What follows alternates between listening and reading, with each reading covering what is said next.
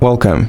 In front of me is ACER Swift Go, and in this video I will show you how to enable portable hotspot on this laptop.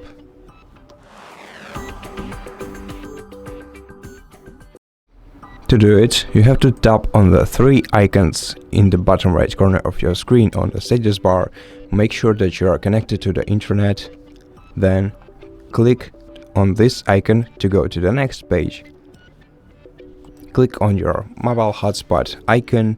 In order to enable the hotspot, right click on it, then click go to settings, and here you'll be able to access all the settings of your portable hotspot. By switching this toggle, you can switch it on and off. Expanding this list will let you change the way you share your internet. You can choose between Wi-Fi and Bluetooth.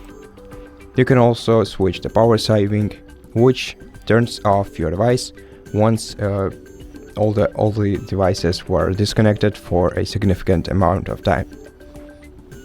And you can also change your properties by clicking Edit. Here you can change the network name, password, and the network band. You can switch from 2.4 GHz to 5 GHz, or select any available. You can also scan this QR code in here using your mobile phone or another laptop to connect to this Wi-Fi, to this hotspot. And that's it.